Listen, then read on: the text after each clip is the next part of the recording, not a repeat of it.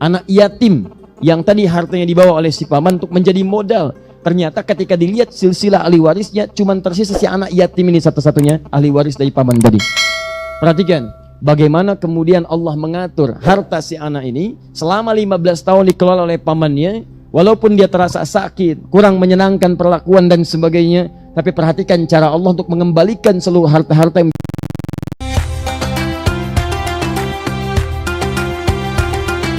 Alhamdulillah, kita berjumpa kembali di malam ini, melanjutkan pertemuan ta'lim kita. Tentunya setelah kita beribadah sampai dengan menunaikan salat maghrib berjamaah beserta amalan sunnahnya, kita bermohon pada Allah semoga salat yang telah ditunaikan diterima oleh Allah Subhanahu wa taala dengan penerimaan terbaik. Ini penting kami sampaikan teman-teman sekalian, ingat baik-baik, urusan dunia itu sudah diatur.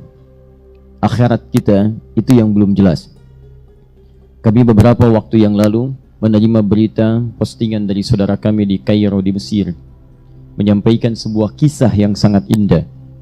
Jadi ada satu keluarga ini keluarga berada, kemudian ini kisah nyata, ayahnya meninggal, tersisa kemudian istri dan satu anak, mewarisi harta yang cukup banyak. Tiba-tiba kemudian datang pamannya mengatakan, biar saya kelola harta ini sehingga nanti hasilnya bisa menghidupi anak dan keluarga ini.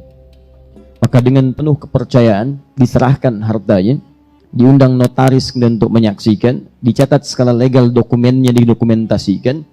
Begitu diserahkan, rupanya hartanya kemudian dibawa lari oleh pamannya sampai ke Amerika, digunakan sebagai modal, sukses bisnisnya, kaya dia, punya perusahaan yang kemudian berkembang, cabangnya di mana-mana, sampai kaya dan menikah kemudian dengan gadis Amerika. Ini kisah nyata.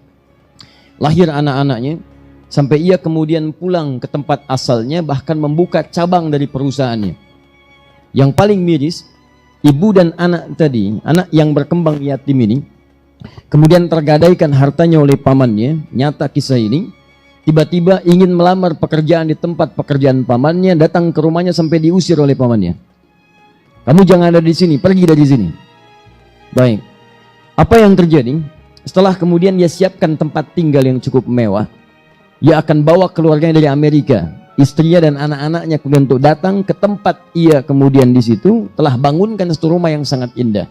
15 tahun berlalu dari peristiwa diambilnya harta itu, telah berkembang selama 15 tahun. Begitu tiba masanya kemudian jadi rumahnya sangat mewah dengan perusahaan aset yang sangat luar biasa banyaknya. Tibalah waktu kemudian keluarga besar di Amerika untuk datang ke tempat ia di situ. Saat datang, disiapkan waktu menjemput, berangkat kemudian ke bandara. Apa yang terjadi? Tiba di bandara dengan selamat, disambut dengan senyuman-senyuman yang paling indah. Di jalan kemudian disewakan mobil yang sangat luar biasa mahalnya untuk menjemput. Di perjalanan, ternyata sedang menuju pada takdir yang lainnya. Terjadilah kecelakaan yang besar pada saat itu. Wafat seluruh keluarga ini. Si paman tadi, dengan istri Amerika aja, dengan seluruh anak-anaknya, wafat seluruhnya. Anda tahu ketika wafat seluruhnya ini, tersisalah kemudian persoalan yang paling besar. Kepada siapa harta kemudian si paman ini atau si orang ini diwariskan. Ternyata tercatat dalam catatan dokumentasi notarisnya, ahli waris paman itu setelah diteliti seluruhnya, tidak ada kecuali hanya satu si yatim itu.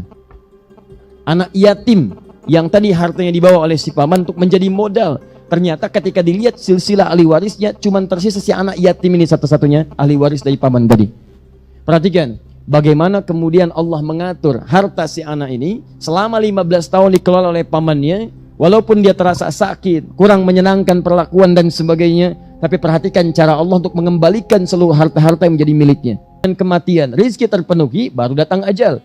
Buka kalau sering ngaji Al-Arba'in hadis yang keempat dari Abdullah bin Mas'ud radhiyallahu taala anhu itu, ketika beliau mengatakan haddatsana qala Rasulullah sallallahu alaihi wasallam wa huwa as-sadiqul masduq, inna ahadakum yujma'u fi batni ummihi 40 yawman nutfah. Setiap Anda akan dihimpun di perut ibundanya sebelum terlahir 40 hari pertama berbentuk nutfah. Ya, pancaran pertemuan antara spermatozoa dengan ovum berproses. Thumma yakunu mithla dzalika 'alaqah. 40 hari yang kedua berbentuk 'alaqah, zigot yang menempel di dinding rahim. Thumma yakunu mithla dzalika mudghah. 40 hari ketiga usia 120 hari, kurang lebih selama 4 bulan berbentuk mudghah. Daging keratan yang sudah mulai membentuk. Thumma yursalu ilaihil malak, kemudian diutus satu orang malaikat. Fayanfukhu fihi ruh. Maka dengan izin Allah meniupkan roh. Jadi usia 4 bulan roh sudah masuk ke dalamnya. Wa yu'maru bikatbi arba'in, kemudian diperintahkan untuk menuliskan, menetapkan 4 hal yang dibawa selama hidupnya. Apa yang pertama dengan yang kedua? Ini menarik. Satu, bikatbi rizqihi, kedua wa ajalihi. Yang pertama ditetapkan rizkinya, yang kedua ajalnya. Perhatikan kalimatnya. Rizki bersanding dengan ajal. Anda bayangkan. Ya, rizki ditetapkan sebelum lahir. 4 bulan usia kandungan, roh masuk. Quran surah 15 ayat 28. Ya wa idh qala rabbuka lil malaikati inni khaliqun bashara. Ya min salsalin min hama'in masnun. Teruskan langsung 29-nya. Fa idza sawaituhu wa nafakhtu fihi min ruhi. Begitu dibentuk dalam kandungan, janin terbentuk usia 4 bulan, nafakhtu fihi min ruhi. Saya tiupkan rohnya. Begitu ditiupkan roh masuk, ditetapkan 4 hal.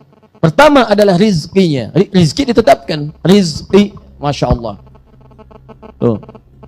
Kedua, wa ajalihi, ajal.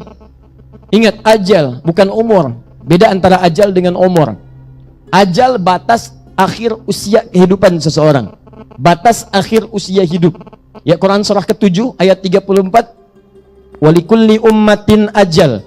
Setiap umat, bahkan bukan cuma 1-2 orang, semua umat itu punya ajal. Batas akhir hidup. Ada yang 60 tahun, ya, ada yang 100 tahun, ada yang 150 tahun, ada yang 6 tahun, ada yang 6 bulan, dituliskan. Fa idza jaa ajaluhum la yastakhiruna sa'atan wa la yastaqdimun. Kalau sudah tiba ajalnya, enggak bisa majukan, enggak bisa, mau diundur pun susah.